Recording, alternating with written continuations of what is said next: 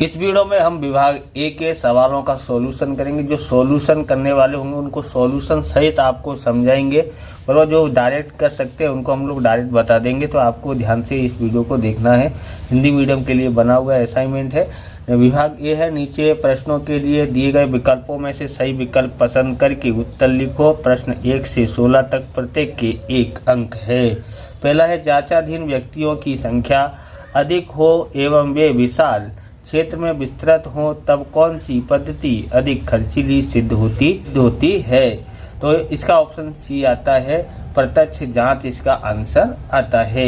Okay, दूसरा देखते हैं। दूसरा है, प्राथमिक सूचना हेतु कौन सा विधान सत्य है। तो उसका ऑप्शन ए आएगा, प्राथमिक सूचना गौण सूचना की तुलना में हमेशा अधिक विश्वसनीय है।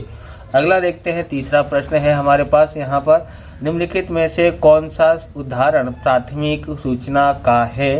तो इसका आंसर आएगा ऑप्शन डी आता है, NSSO द्वारा एकत्रित की गई सूचना। अगला सवाल है, निम्नलिखित में से कौन सा उदाहरण गुणात्मक सूचना है। इसका ऑप्शन ए आता है, आवक के कम बराबर आवक के कम मध्य उच्च ऐसे वर्ग। ओके, तो क्या आएगा, तो यहाँ लिखने में गलत हो गया। यहाँ से लिखना कम मध्यस्थ उच्च ऐसे वर्ग, ये आ सकता है। पांचवा है, जर्मन शब्द स्टैटिक्स सर्वप्रथम किसके द्वारा उपयोग किया गया था। तो ऑप्शन सी आएगा, गॉटफ्रीड एकेनबॉल ने। हमने अकाउंट का पूरा असाइनमेंट सोल्व कर दिया है, आप जाके देख सकते हैं, प्लेलिस्ट में जाके देख सकते हैं। और आप इस प्रकार के वीडियो देखना चाहते हैं तो डिस्क्रिप्शन में आपको अकाउंट स्टेट की अलग अलग चैप्टरों की वीडियो की प्लेलिस्ट की लिंक मिल जाएगी, वहां से आप देख सकते हैं। चैनल पर नए, चैनल को सब्सक्राइब कर लेना, क्योंकि हम इस प्रकार की वीडियो आपके लिए बनाते रहते हैं। चलिए आप दूसरा पार्ट देखते हैं। दूसरा पार्ट है यहाँ पर, एक सतत सूचना हेतु के वर्ग 0 से 99, 100 से 199, 200 से 299 और 300 से 399, 400 से 499 है। तो दूसरे वर्ग का मध्य मूल्य कितना होगा। तो हमको यहाँ पर ऑप्शन ए 149.5 है। तो यहाँ पर देखो मध्य मूल्य कैसे का बोला है, दूसरा वर्ग बोला है, तो ये पहला वर्ग ये दूसरा वर्ग। तो 100 प्लस 199 बट्टे में 2 करेंगे मध्य मूल्य निकालने के लिए। इनका टोटल 299 बट्टे में 2 से भाग देते हैं तो 149.5 इसका आंसर आता है। ओके, अगला देखते हैं। दूसरा, कारखाने में बर्फ का उत्पादन विषय में अवर्गीकृत सूचना को वर्गीकृत करने से क्या मिलता है। तो क्या मिलता है, ऑप्शन ए कोष्टक, ऑप्शन बी आवर्ती वितरण। तो आवर्ती वितरण मिलता है। ओके, दूसरा भी हो गया है। तीसरा देखते हैं, यदि k बराबर वर्ग संख्या और r बराबर विस्तार हो तो वर्ग लंबाई c के लिए निम्न में से क्या बताना चाहिए। तो इसका आंसर आता है ऑप्शन सी आता है, और ए आता है, ये है c के greater than equal to r इसका आंसर होता है। चौथा देखते हैं, 0 से 4, 5 से 9, 10 से 14, 15 से 19 की आवृत्ति वितरण 7, 5, 7, 12, 6 है। तो सीमा बिंदु 14.5 और मनुष्य अनुरूप से कम संचयी आवृत्ति कितनी होगी। तो यहाँ option A 12, option B 15, option C 24 है, और यहाँ पर 17 दी गई है। यहाँ बोलता है कि सीमा बिंदु 14.5 है, यहाँ पर अनुरूप से कम संचयी आवृत्ति कितनी होगी। तो यहाँ पर इस तरह से आपको बना लेना है। 0 से 5 दिया गया है ये। ओके, इसका ये मध्य मूल्य है। यहाँ पर देखोगे तो यहाँ ये हमारा वर्ग है, क्या है ये वर्ग दिया गया है, ये वर्ग है, और ये हमारा क्या है मध्य मूल्य है xi बराबर, क्या है हमारा xi है। और ये हमने क्या निकाला, हमारा f है, और फिर हमने संचयी आवृत्ति यहाँ पर निकाली है। ओके, तो यहाँ पर देखोगे ये बोलता है 14.5 और अनुरूप से कम, यानी 14.5 ये रहा, इससे कम ये है। तो इससे जितने भी रूप दिए हैं, तो यहाँ पर देखोगे यहाँ दिया है संचयी आवृत्ति कितनी है, 24 है। इसका आंसर क्या होगा, संचयी आवृत्ति पूछिए ना कितनी होगी, तो 24 होती है। ओके, वृत्तांश आवृत्ति में कुल माहिती बराबर कितने अंश गिना जाता है। तो वृत्तांश आकृति में 360 है, और ये है ना जो 12वीं में इकोनॉमिक्स के लिए मोस्ट इम्पोर्टेंट क्वेश्चन है। वृत्तांश आकृति के लिए कितने अंश होता है, बार बार परीक्षा में पूछे जाने वाला क्वेश्चन है ये। तो 12वीं के लिए मोस्ट इम्पोर्टेंट है। पाठ 3 का देखते हैं, किसी भी सूचना हेतु निम्नलिखित में से कौन सा संबंध सही है। तो ये है x bar less than equal to, कौन सा है, ऑप्शन सी इसका आंसर आएगा। और x bar greater than equal to G इसका आंसर आता है। ओके, अगला देखते हैं, दूसरा है 5 अवलोकन की सूचना के लिए सिग्मा x माइनस 9 बराबर 0 हो तो उसके माध्य का मूल्य क्या होगा। तो यहाँ देखो सिग्मा x माइनस एक्स बार बराबर 0 होता है। ओके, अब यहाँ पर देखोगे, यहाँ और यहाँ x के x है, x बार है यहाँ पर 9, बराबर। तो आपको समझ में आया होगा। इसी प्रकार x माइनस 9 है तो मतलब x बार और x बार की जगह पर 9 लिखा, यानी कि x बार बराबर 9 होता है। ओके, समझ में आया होगा। आगे देखते हैं कौन सा ऑप्शन सही है। तो ऑप्शन सी इसका राइट आंसर है। अगला देखते हैं, तीसरा है, एक चल का माध्य 15 है और उसका मध्य का 20 हो तो आच्छादित सूत्र के अनुसार भूयिष्ठ कितना होगा। बराबर, ऑप्शन ए आता है 30 होगा। किस तरह से, देखो ये आच्छादित सूत्र है, z बराबर 3m माइनस 2x बार, बराबर। यहाँ पर m बराबर कितना है, तो ये है 20 दिया है तो 20 लिख दिया है, 2 की जगह पर 2, और x बार बराबर 15 दिया है तो यहाँ लिख दिया है। तो इसका गुणा इससे करते हैं तो 60 आता है, 15 दूनी 30 ये होगा। तो 60 में से 30 घटाते हैं तो z बराबर 30 आता है। अगला सवाल देखते हैं, चौथा है, 10 अवलोकनों की मध्यिका 14 है, यदि प्रत्येक अवलोकन को दुगुना किया जाए तो प्राप्त नए अवलोकनों की संख्या कितनी होगी। 28 होगी। तो यहाँ पर देखना है, देखो 10 अवलोकन है, उसकी मध्यिका 14 है, प्रत्येक अवलोकन को दुगुना किया तो मध्यिका में हम लोग 2 से गुणा कर दो तो आ जाता है डायरेक्ट। इसी तरह से आपको करना है, 3 गुना बोले तो 3 से गुणा करना है। अब पांचवा देखते हैं, पांचवा हमारे लिए क्या है, स्टील पाइप बनाने वाली एक कंपनी 6 पाइपों की लंबाई मीटर में निम्नानुसार है। तो ये लंबाई दी गई है, निम्नलिखित में से कौन सा विधान सत्य है। तो यहाँ पर देखोगे तो भूस्टिक 1 मीटर होगा, ये संभव हो सकता है। भूस्टिक 1.15 हो सकता है, भूस्टिक 0.98 हो सकता है, भूस्टिक अप्राप्य है। तो यहाँ पर देखोगे क्या हो सकता है, तो यहाँ भूस्टिक निकल सकता है। पहले ये देखो 1.5 है, 1.15 है, 1.98 है, 15 है और 12 है, 1.89 है और फिर 95 है। यानी कोई भी संख्या 2 बार आ रही नहीं है। बोले कोई भी संख्या 2 बार आ रही नहीं हो तो यहाँ भूस्टिक है ही नहीं। तो ये संभव है, इसका आंसर क्या होगा, भूस्टिक अप्राप्य है। छठा, नीचे में से कौन सी कीमत 75% की होगी। तो ऑप्शन बी इसका आंसर आएगा। और Q3 की 75वां, देखो Q1 की कितनी होती है, Q1 की होती है 25। ओके, Q2 की कितनी होगी, यानी m बराबर होता है 50 और 75वां बोले तो होता है Q3 की 75वां। ओके, तो ऑप्शन बी इसका आंसर होता है। सातवां देखोगे, नीचे में से किस संयोग में औसत का आदर्श माप ज्ञात नहीं कर सकते हैं। ऑप्शन बी इसका आंसर है, खुले छोर के वर्ग हों तब। अगला है, आठवां, औसत की आसपास समान रीत से वितरित हुई जानकारी के लिए निम्न में से कौन सा परिणाम सही है। ऑप्शन ए है x बार बराबर m और बराबर MO के। नौवां है, यदि 10 अवलोकन का माध्य 15 हो तो अवलोकन के योगफल कितना होगा। तो योगफल का सूत्र क्या है, सिग्मा x बराबर x बार गुणा n होता है। x बार कितना दिया है 15 और n दिया है 10, बराबर कितना होता है 150, यानी ऑप्शन बी इसका राइट आंसर है। ओके, 10वां देखते हैं, अवलोकन 7, 9, 9, 1, 7, 9, 4, 9, 1 का बहुलक कितना होगा। तो यहाँ पर देखो 9 सबसे ज़्यादा बार आया है, यहाँ पर 2 बार, यहाँ 3, ये 4, सबसे ज़्यादा बार 9 आया है, इसलिए 9 क्या होगा, बहुलक होगा। तो ऑप्शन डी इसका आंसर होता है। तो चौथे पार्ट में ये अपकिरण के कौन से माप में अवलोकनों एवं उसके माध्य के अंतर के मानांक लिए जाते हैं। ऑप्शन ए आएगा, औसत विचलन लिए जाते हैं। नंबर 2 देखते हैं, यदि समूह ए का चलनांक समूह बी की अपेक्षा कम हो तो कौन सा समूह अधिक स्थिर गिना जाएगा। तो यहाँ पर आएगा ऑप्शन ए, समूह ए आता है। ओके, तीसरा है, अवलोकन 5, 5, 5, 5, 5 हेतु अपकिरण का कोई माप क्या होगा। तो क्या होगा इसका, तीसरे का आंसर क्या होगा, तो 0 होता है। ऑप्शन सी इसका राइट आंसर आता है। क्या आएगा, ऑप्शन सी इसका आंसर आता है। कितना, 0 होगा, क्योंकि अपकिरण का कोई माप क्या होगा, तो 0 होता है।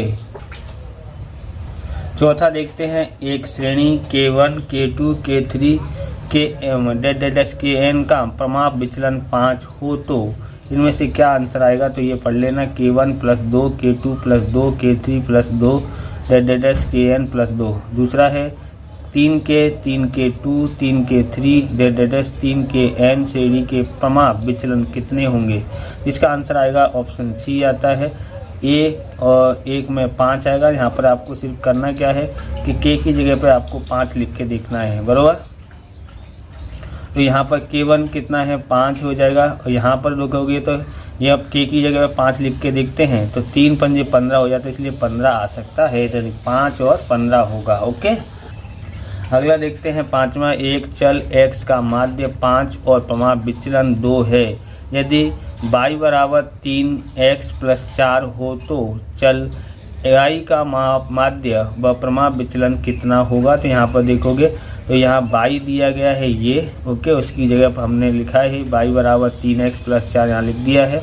अब यहाँ पर देखोगे x कितना दिया है, माध्य यानी कि 5 दिया, तो x की जगह पर 5 लिख दिया है। तो बाकी सेम टू सेम उतार दिया, 5 दिए 15 + 4 y बराबर 19 हो जाता है। 15 और 4 जोड़ते हैं तो माध्य 19 आया है। अब देखो sy ज्ञात करते हैं, क्योंकि प्रमाप विचलन बोला है इसने, तो इसलिए मानक के अंदर 3 × sx, मतलब sx कितना है यहाँ पर लेना है 2 लेना है। ओके, यहाँ पर कितना लेना है 2, तो sy बराबर 3 दूनी 6 हो जाता है, क्योंकि प्रमाप विचलन उसने कितना दिया है 2 दिया, इसलिए यहाँ पर 2 लिया है sx बराबर। ओके, अब यहाँ पर देखो यहाँ क्या आएगा, निम्नलिखित में से कौन सा सूत्र विस्तारांक का है। विस्तारांक का सूत्र कौन सा है तो आपको पता है ना, ये रहा। 7वां देखते हैं, 10 विद्यार्थियों का वजन किलोग्राम में निम्न है, इस सूचना का विस्तार कितना होगा। तो देखो ये विस्तार आपको पता ही है, महत्तम मूल्य कितना है 71 है और न्यूनतम मूल्य कितना है 47 है। 71 में से 47 घटाओ तो 24 आता है, तो 24 ऑप्शन सी में है, सी आंसर इसका आता है। अगला देखते हैं, हमारे पास है अब 8वां सवाल है। 8वां सवाल में देखो, एक सूचना के प्रथम व तृतीय चतुर्थक क्रमशः 30 व 50 है, तो चतुर्थक विचलनांक का मूल्य कितना होगा। तो चतुर्थक विचलनांक Q3 - Q1 Q3 + Q1 होता है। 50 में से 30 घटाएंगे, 50 - 30, 50 + 30, 50 में से 30 घटाएंगे तो 20 और जोड़ेंगे तो 80। काट देते हैं, 20 एकन 20, 20 चौक 80, 4 से भाग देंगे तो 0.25 आता है।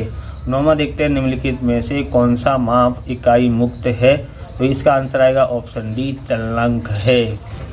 10वां देखते हैं, अंतिम अवलोकन का न्यूनतम प्रभाव होता है, ऐसा अपकिरण का कौन सा माप है। ऑप्शन सी आएगा, चतुर्थ विचलन है। और पार्ट 5 देखते हैं, एक आवृत्ति वितरण में ऋण विषमता है, तो आवृत्ति वितरण का माध्य मूल्य कितना होगा। तो इसका आंसर आता है भूस्टिक से कम, ऑप्शन बी इसका आंसर आता है।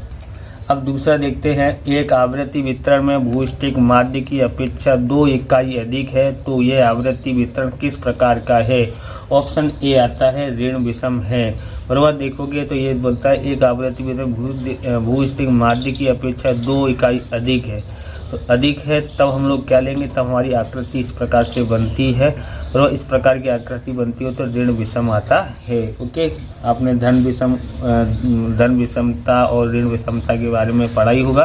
तो इस तरह से होगा कि 2 इकाई अधिक है, कौन अधिक है, भूस्टिक माध्य की अपेक्षा अधिक है। अगर भूस्टिक यानी ये कम है बराबर और ये इससे ज़्यादा है तो क्या होगा, ये आकृति ऋण विषम होती है, तो इसलिए ऋण विषम है। ओके, अगर m यहाँ होता और MO यहाँ होता, x बार इधर साइड होता तो धन विषम हो जाती है। ओके, इस तरह से समझने का।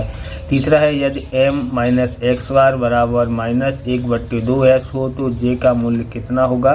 तो यहाँ पर सूत्र दिया m - x बार बराबर a -1/2s, ये सूत्र है, यहाँ पर लिखा ही है वही। अब ये जो है ना, यहाँ पर क्या करना है, हमको इस x बार को आगे लाना है, m को पीछे लाना है। वो कब संभव है, जब हम पूरा यहाँ से यहाँ तक का निशान बदल लें। बराबर, ये हो जाएगा प्लस का तो आगे हो गया, ये हो जाएगा माइनस का, बराबर ये माइनस है तो प्लस हो गया। इस तरह से सबके निशान बदले तो इस तरह से हो जाता है। अब j बराबर क्या सूत्र होता है, 3x बार - m/s। तो देखो कि x बार - m का ये हमको आ गया 1/2s आया है, 1/2s और नीचे s है। ऐसे ऐसे काट देंगे और 3 गुणा 1/2 हो जाएगा, तो 3 एकन 3 और बट्टे में 2 का 2 इस तरह से आ जाता है। चौथा देखते हैं हमारे पास क्या है यहाँ पर। ऋण नंबर 1 ऋण विषम आवृत्ति वितरण में और दूसरा धन विषम आवृत्ति वितरण में केंद्रीय स्थिति के कौन से माप का मूल्य सबसे अधिक होता है। तो ऑप्शन सी इसका आंसर आता है, नंबर 1 भूस्टिक और माध्य। बराबर, यहाँ पर देखोगे ऋण विषम आवृत्ति वितरण और धन विषम आवृत्ति वितरण, ये है इस तरह की जो आवृत्ति वितरण होता है ना, ये धन ऋण विषम है और ये धन विषम है। तो यहाँ पर जो पूछा है कि धन विषम ऋण विषम में केंद्रीय स्थिति में कौन से माप का मूल्य सबसे अधिक होगा, तो ऋण विषम है। पहले ऋण विषम बोला तो किसका ज़्यादा है, तो यहाँ पर देखो MO मतलब भूस्टिक का माप ज़्यादा है ना। नंबर 2 की सिचुएशन ये है कि किसका माप ज़्यादा होगा, तो इस तरह से आकृति बनी होगी तो धन विषम, तो इधर साइड वाला का माप अधिक होता है, तो किसका माप अधिक है, तो माध्य का माप अधिक होता है। और M यानी मध्य का तो बीचा बीच में ही रहती है, उसको कोई फर्क पड़ता नहीं है ज़्यादा। ओके, तो आपको समझ में आया होगा किसका माप अधिक होता है, तो इस तरह से आकृति में से आपको समझ लेना है।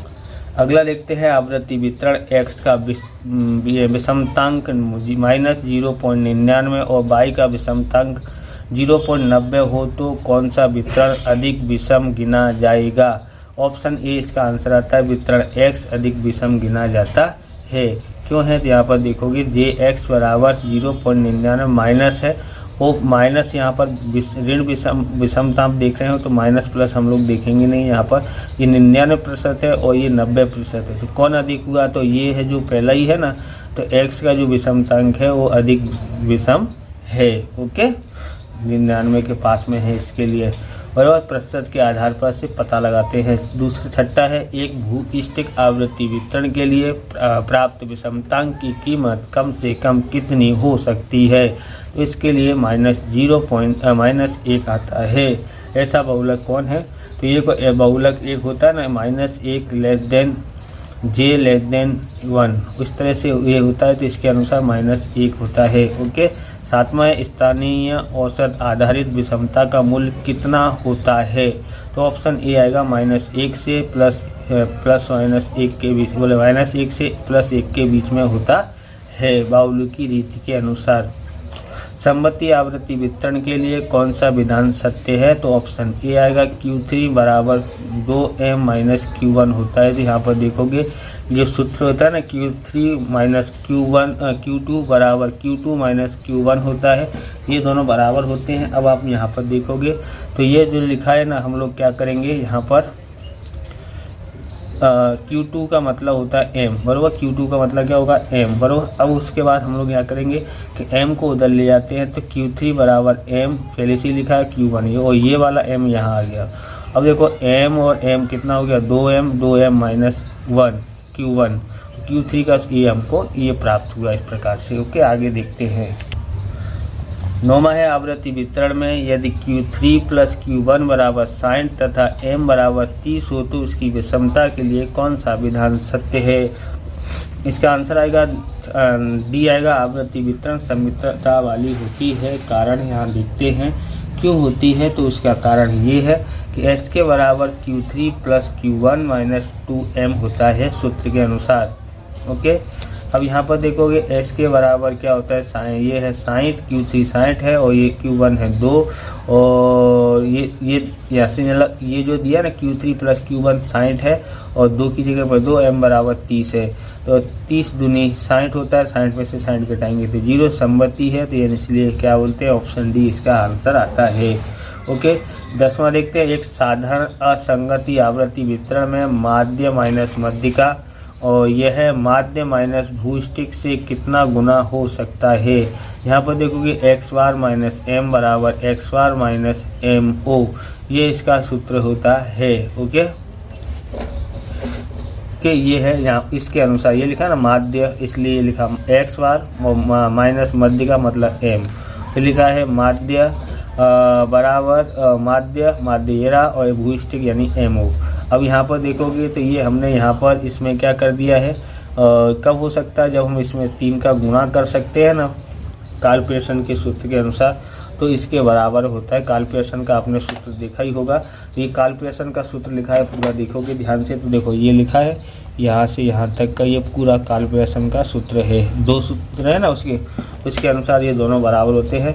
यहाँ भी बराबर में है, यहाँ तो s से s काट डालो तो यहाँ क्या होगा x माइनस m और यहाँ हो जाएगा x minus M O. Okay, अब यहाँ जो है ना तीन इसके बट्टे में चला जाता है इधर साइड। अब हमको क्या करना है, ये हो गया x m बराबर x बार माइनस एम ओ हुआ है। तो इस तरह से हमने वहाँ, आपको समझ में नहीं आया इसके लिए फिर से लिखा हुआ है, वैसे ही है। तो यहाँ आ गया तो इसका सूत्र आ गया ये। ओके, कौन सा आया है तो 1/3 गुना है। कौन सा है, ऑप्शन सी इसका आंसर है, 1/3 गुना है। ओके, ऑप्शन सी इसका आंसर है। अगला देखते हैं हमारे पास है यहाँ पर पार्ट 6। पार्ट 6 में हम लोग देखते हैं, ध्यान से समझिए। ओड शब्द का सभी अक्षरों का उपयोग करके कुल कितने प्रकार से घटित हो सकता है। यह समरूप क्रमशः है। ओड में डी 2 बार आया है। कुल गठन टोटल n है, यानी कुल अक्षरों की संख्या यहाँ पर 3 है, इसलिए यहाँ पर 3 फैक्टोरियल। और ये मतलब कौन सा अक्षर 2 बार आया है, तो डी 2 बार आया है, इसलिए 2 फैक्टोरियल। ओके, 3 गुणा 2 गुणा 1 होता है और 2 गुणा 1 यानी 2 से 2 काटो, 3 एकन 3 आता है। ऑप्शन ए इसका कौन सा आंसर रहेगा, यहाँ पर ऑप्शन ए आता है। गलत शब्द लिख दिया है हमने, तो क्या है ऑप्शन यहाँ पर 3 है। ओके, कितना है ऑप्शन 3, यानी इनके बी बराबर 3 आएगा। क्या आएगा, ऑप्शन बी आता है 3। ओके, यहाँ देखते हैं क्या दिया है, ऑप्शन बी आएगा। अब यहाँ पर दूसरा देखते हैं, 4p4 प्लस 4c4 की कीमत कितनी होगी। तो देखो 4p4 की कीमत किस तरह से लिखेंगे, 3 गुणा 2 4 गुणा 3 गुणा 2 गुणा 1 बराबर 24 आता है। और इस तरह से 4c4 की कीमत 4 गुणा 3 गुणा 2 गुणा 1 बट्टे में 4 गुणा 3 गुणा 2 गुणा 1 बराबर 1 आता है, इसलिए इसकी कीमत है 24, इसकी कीमत है 1 बराबर कितना आता है, 25 आता है। यहाँ देखेंगे तीसरा है n प्लस nc1 की कीमत कितनी मिलेगी। तो यहाँ पर देखिए इस तरह से इसका सॉल्यूशन किया हुआ है। ओके, यहाँ पर है ना प्रिंटिंग मिस्टेक है यहाँ पर, तो वो आपको ध्यान रखना इसके ऑप्शन में, बराबर, क्योंकि आपके पास वो नवनीत की गाइड नहीं है, अगर है तो उसमें से आपको पता पड़ेगा कि इसका प्रिंटिंग मिस्टेक हुआ है। NPR बराबर n factorial n minus r factorial होता है। NPN बराबर n फैक्टोरियल बट में n माइनस n फैक्टोरियल होता है इसका सूत्र। ओके, अब यहाँ पर देखोगे तो ये जो है ना n फैक्टोरियल और यहाँ 0 फैक्टोरियल होता है, क्योंकि n में से n घटाएंगे तो इसलिए n फैक्टोरियल 0 फैक्टोरियल की कीमत 1 होती है, इसलिए यहाँ पर n फैक्टोरियल आया है। अब NCR यहाँ दिया है, NCR दिया है तो यहाँ पर n factorial n minus r factorial, सूत्र के अनुसार r फैक्टोरियल। ओके, अब यहाँ पर देखोगे r बराबर कितना है, यहाँ पर 1 दिया है, तो इसलिए r की जगह पर 1 फैक्टोरियल लिखेंगे, तो ये हो गया n फैक्टोरियल n माइनस 1, क्योंकि r बराबर 1 दिया है, बराबर 1 का कोई महत्व नहीं रहता। यहाँ पर n फैक्टोरियल यहाँ पर इससे इसको और आगे बढ़ा सकते हैं, यहाँ तक लेके जा सकते हैं, जितना चाहे बढ़ा सकते हैं। बोले n minus 1 n minus 2 n minus 3, जब तक जहाँ तक जरूरत हो तब तक। यहाँ n माइनस 1 को काटने के लिए हमने इसको आगे बढ़ाया है, तो n माइनस फैक्टोरियल, तो इससे ये कट जाएगा, तो यहाँ रह गया n, यहाँ रह गया 1 की मतलब कोई होगा 1 से भाग देंगे तो n ही आएगा ना, तो यहाँ पर n आया। तो n प्लस 4c1 बराबर n फैक्टोरियल प्लस n हुआ। तो यहाँ पर क्या होगा, यहाँ पर ये लिख दिया हमने। ये लिखने के बाद हम लोग को क्या करेंगे, n कॉमन निकाल दिए, इसकी ये n फैक्टोरियल है, इसको आगे बढ़ाएंगे, बराबर क्या करेंगे, इसको आगे बढ़ाते हैं n minus 1 factorial plus n। Okay, अब यहाँ पर देखो n कॉमन निकालेंगे तो n कॉमन आ गया, n माइनस 1 फैक्टोरियल प्लस 1 हो जाता है। ये ऑप्शन सी इसका आंसर है। यहाँ पर क्या आएगा, n माइनस 1 फैक्टोरियल आता है। ओके, आगे देखते हैं।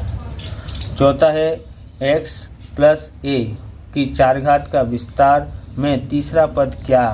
तो इसमें यहाँ पर देखोगे Tn बराबर NCR और Pn माइनस R QR होता है, बराबर इस तरह से सूत्र होता है। तो इस तरह से आपको यहाँ पर ऑप्शन सी आपको इसको करना आता ही है। यहाँ पर देखेंगे एक की कितनी घात होती है, तो इस तरह से आपको सॉल्यूशन कर लेना, देख करके स्क्रीनशॉट भी ले सकते हैं, काफ़ी बड़ा है।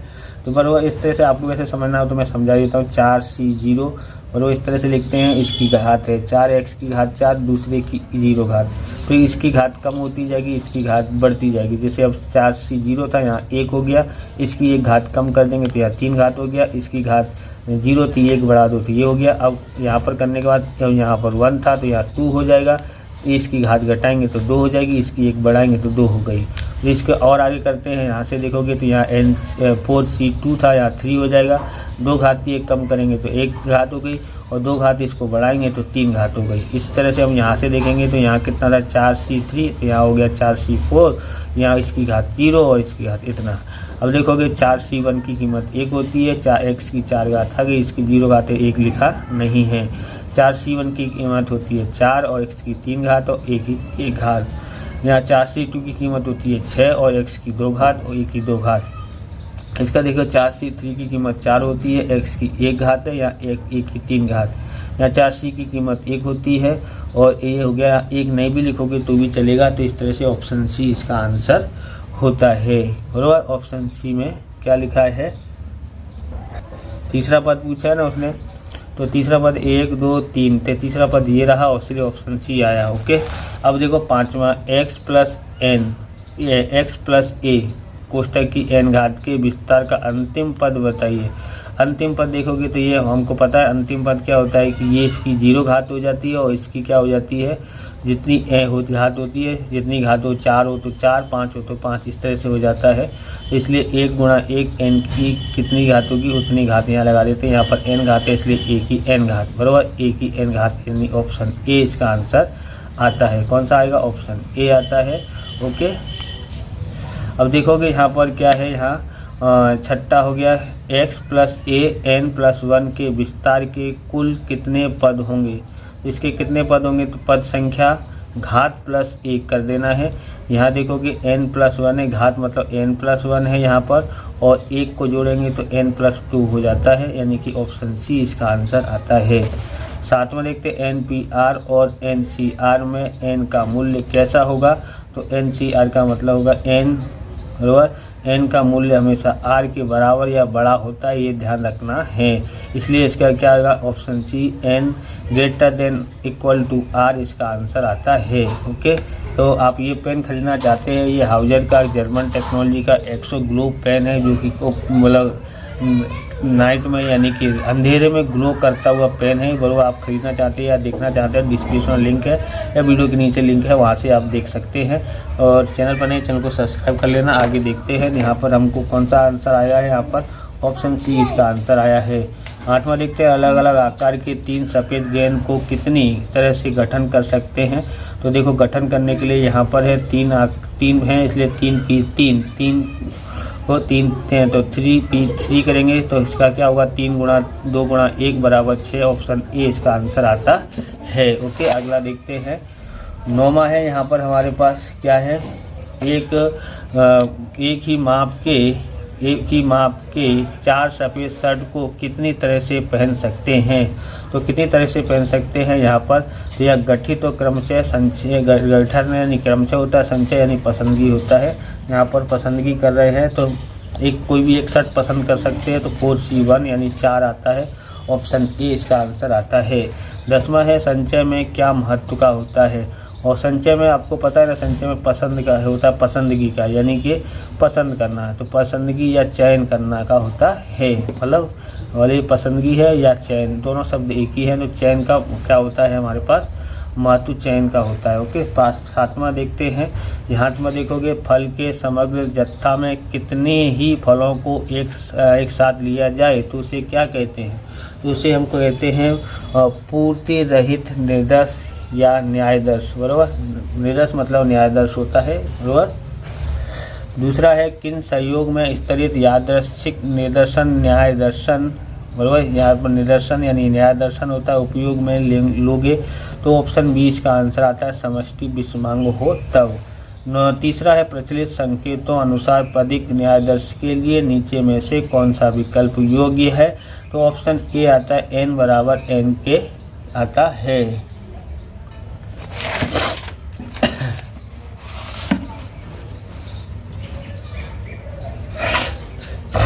चौथा देखते हैं,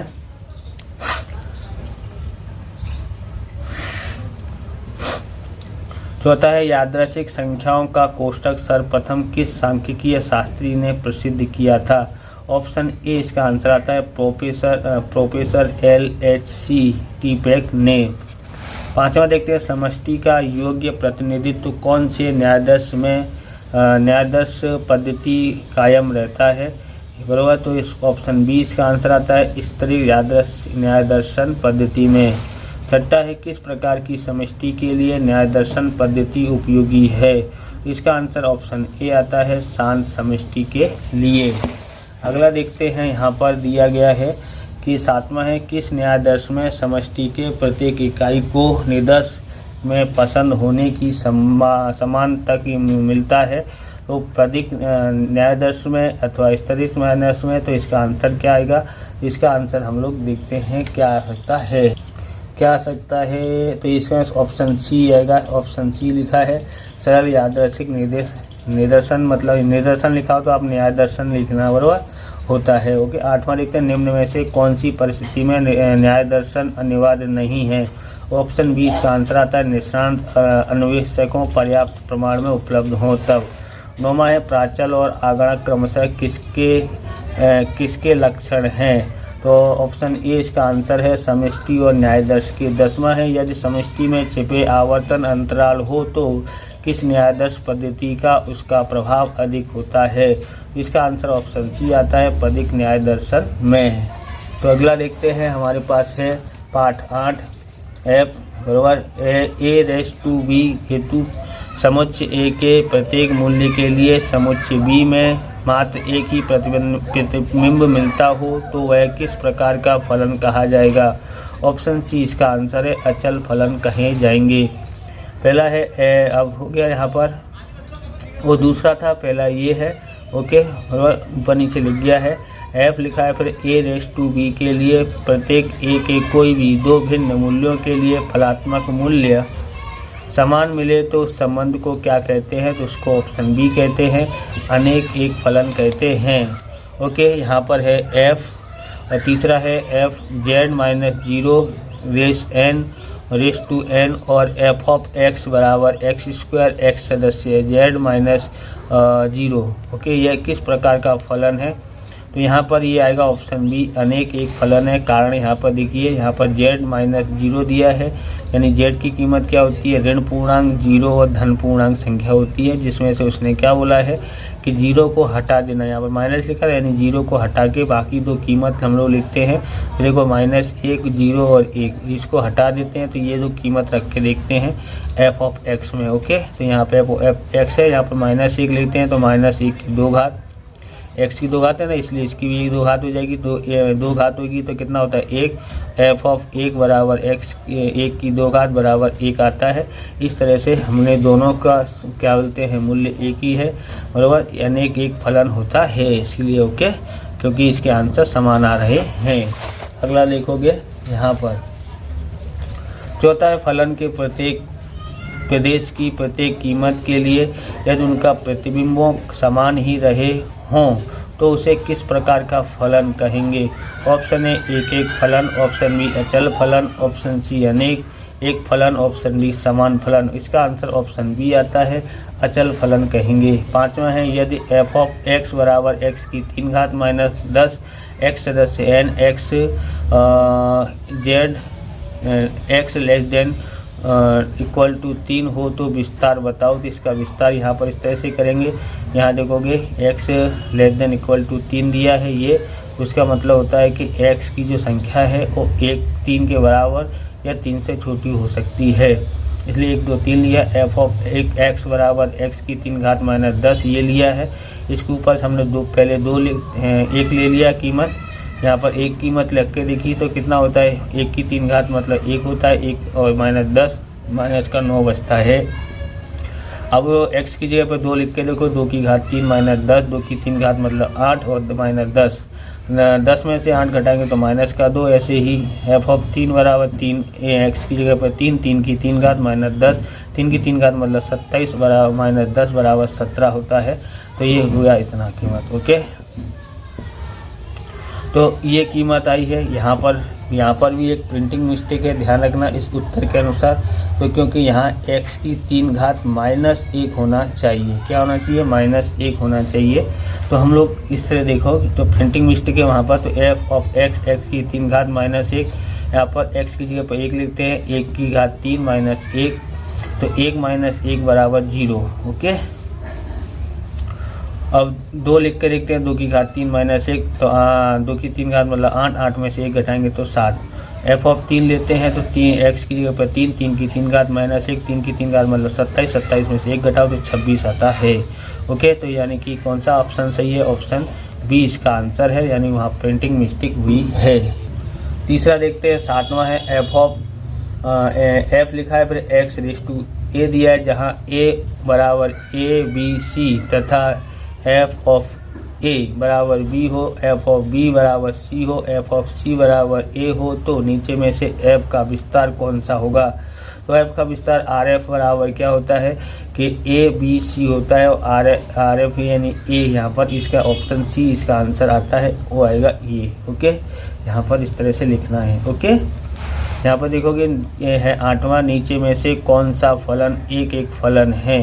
तो नीचे में से कौन सा फलन एक एक फलन है, तो ऑप्शन ए इसका आंसर है। f r a raise to r, जहाँ a बराबर राष्ट्रीय बैंक है और किसी का हो सकता नहीं है, बराबर। 9वां है, फलन f a raise to b के लिए विस्तार हेतु नीचे कौन सा विधान सत्य है, तो ऑप्शन ए इसका राइट आंसर है। अगला देखते हैं 10वां, देखो 10वां, तो ये है g x raise to y, x बराबर -1 0, y बराबर 2 4, g x बराबर 4 - 2x दिया है। पर से बताइए निम्न में से कौन सा विधान सत्य है। तो इसमें से कौन सा विधान सत्य है वो यहाँ पर आप देखोगे, यहाँ पर प्रदेश दिया है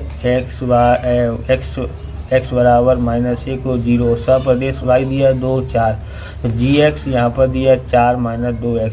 gx में हम लोग कीमत लिख के देखते हैं x की, बराबर 1 - 1 लिख के देते हैं, 4 - 2 और x की जगह पर -1, 4 की जगह 4 और माइनस से गुणा करेंगे तो प्लस का हो जाता है, 4 + 2 6 होता है, यानी कि यहाँ बी आंसर है। जी को फलन नहीं कह सकते हैं, क्या नहीं कह सकते, जी को फलन नहीं कह सकते हैं, ऑप्शन बी इसका राइट आंसर होगा। ओके, अगला देखते हैं 9वां देखते हैं, एक गुणोत्तर श्रेणी का प्रथम पद a और सामान्य गुणोत्तर b है, तो n+1 वहाँ पद बताओ। तो ये इसका आंसर है Tn ar n-1 होता है, तो ए बी n+1 - 1, क्योंकि यहाँ क्या दिया है यहाँ पर कि n+1वां पद ज्ञात करने को बोला है, इसलिए n की जगह पर n+1 लिखते हैं, तो यहाँ पर 1 से 1 गया तो n हो गया, तो ए बी n आता है, ऑप्शन ए इसका राइट आंसर होता है।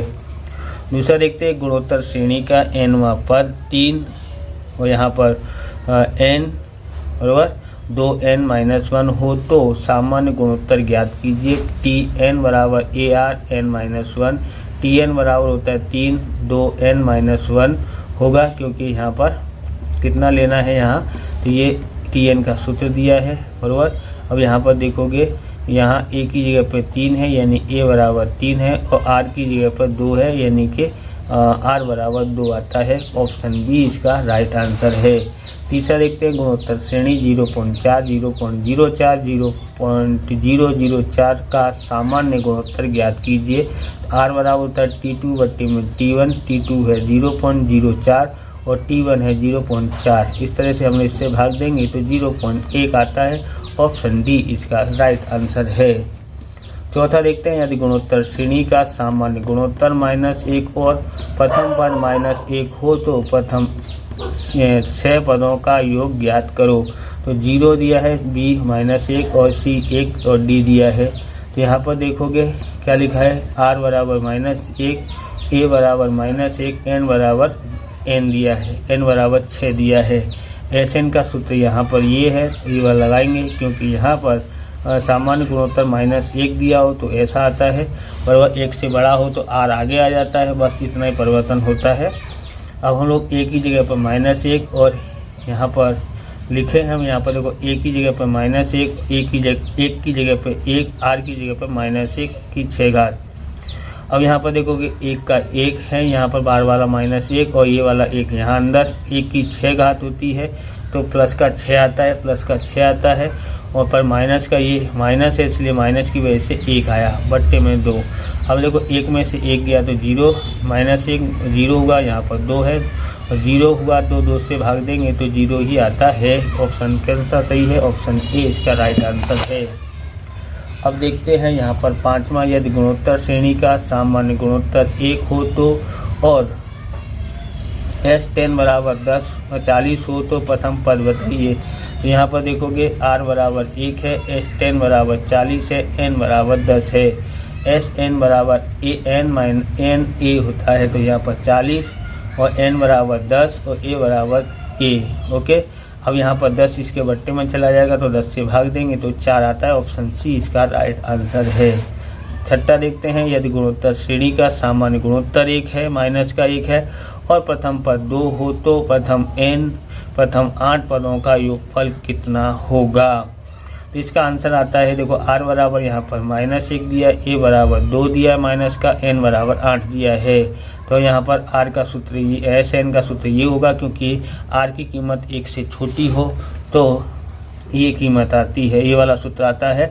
अगर बड़ी होती 1 से तो ये R यहाँ आता और 1 पीछे आ जाता, बस इतना अंतर होता है। यहाँ भी इस तरह से करते, तो ये सूत्र लगाएंगे तो A बराबर 2 है, A की जगह पर 1, माइनस की जगह पर माइनस, R बराबर -1 है, उसकी 8 घात है। यहाँ पर A की जगह पर 1 और R की जगह पर ये माइनस की जगह पर माइनस, R की जगह पर -1, 2 लिखा है।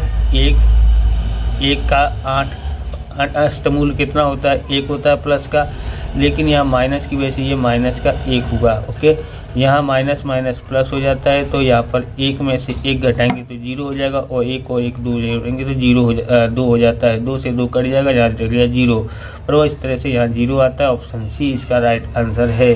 सातवां देखते हैं, यदि गुणोत्तर श्रेणी n वहाँ पर Tn बराबर A 2n-1 हो तो और T7 बराबर 128 हो तो श्रेणी का प्रथम पद कितना होगा?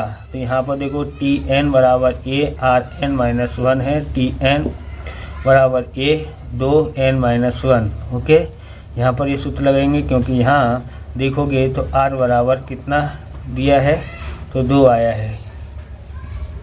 यहाँ से शुरुआत करते हैं, सबसे पहले समझो यहाँ पर ये सूत्र दिया हुआ है बराबर T7 कितना है 128 है, तो इसका शॉर्टकट सूत्र क्या होगा? A R की 6 घात बराबर 128। और यहाँ पर देखोगे तो क्या दिया है, यहाँ R बराबर कितना आया था 2, तो इसलिए अब 2 यहाँ पर लिख दिया है बराबर। ये आपको समझ में नहीं आया क्या होगा? तो देखो ये सूत्र है, ये सूत्र है और ये यहाँ पर दिया हुआ है। अब यहाँ पर देखोगे A की जगह पर A है, R की जगह पर कितना लिखा है 2, इस तरह से R बराबर 2 आया, समझ में आया? R बराबर 2 आया तो यहाँ 2 की लिखो, 2 की 6 घात कितनी होती है 64, 64 इसके बट्टे में जाएगा तो कितना हो जाएगा 2 आ जाएगा। तो A बराबर 2 यानी ऑप्शन ए इसका राइट आंसर है। ओके, आठवां देखते हैं, -3 की 3 घात बराबर -3n-1 हो तो n की कीमत बताओ। तो यहाँ पर n की कीमत घातों की तुलना करने पर यहाँ पर देखोगे ये लिखा है, हमने आमने सामने घातों की तुलना, यहाँ पर 3n-1 तो ये 1 है वो इधर चला जाएगा प्लस हो जाएगा तो n बराबर 4 यानी ऑप्शन सी इसका आंसर है। नौवां देखते हैं, गुणोत्तर श्रेणी 0.215 का छठा पद बताओ। तो इसका छठा पद आप देखोगे तो यहाँ पर इस तरह से A बराबर 0.2 है, R बराबर क्या होता है T2 बट्टे में T1 बराबर। यहाँ पर क्या है T2 कितना है, यहाँ पर 1 है तो 1 लिखा और T1 कितना है 0.2, 5 भाग देंगे तो 5 आता है। Tn बराबर A R n की -1 घात n-1 घात। ओके, R की कितनी घात होती है n-1, n बराबर 6 है, 0.2 है A बराबर और R बराबर 5 है और n बराबर 6 है, 6 में से 1 घटाएंगे तो 5 घात, 5 की 5 घात मतलब 3125 और 0.2 से गुणा करते हैं तो 625 यानी ऑप्शन डी इसका आंसर आता है। अब 10वां आप लोग यहाँ ये वाला देखेंगे, एक गुणोत्तर श्रेणी में T1 बराबर A और T5 बराबर 1/A है, जहाँ A ग्रेटर देन 0 हो तो तीसरा पद याद करो। तो इसका आंसर क्या आ सकता है? तो इसका आंसर देखोगे तो देखो T1 बराबर A है, ओके, T5 बराबर A/A 1/a है। इसका सूत्र क्या होता है, ए आर की 4 घात, एक घात कम करके लिख दो तो सूत्र बन गया 1/a हुआ। ओके, अब जो a है ना हम लोग का ले जाएंगे इसके बट्टे में, क्योंकि यहाँ गुणा में है तो यहाँ भाग में चला जाएगा, तो a गुणा a हो गया। ओके, यहाँ 4 घात, यहाँ पर इसका a गुणा a करते हैं तो a की 2 घात होगा। r का वर्गमूल कर दो, 4 घात का वर्गमूल r की 2 घात होता है, 1 का वर्गमूल 1 और 2 घात का वर्गमूल a हो गया। दोनों साइड का वर्गमूल किया तो r² बराबर क्या है, 1/a। tn का सूत्र क्या होता है, ARn-1, मतलब ये एक घात कम कर दो तो ये t3 की कीमत आ गई। t3 की कीमत कितनी होती है, AR की 2 घात। अब a की जगह पे a है, r बराबर हमने r की 2 घात की कीमत 1/2, यहाँ 1/2 कर दी, a से a कट गया बराबर 1। ऑप्शन बी इसका आंसर आता है। इस प्रकार से ये वीडियो पूरा होता है। अगर आपको हमारा वीडियो अच्छा लगे तो लाइक करें, शेयर करें, कमेंट करें। चैनल पर नए हैं चैनल को सब्सक्राइब करें। मिलते हैं नेक्स्ट वीडियो में। जय हिंद, जय भारत, वंदे मातरम।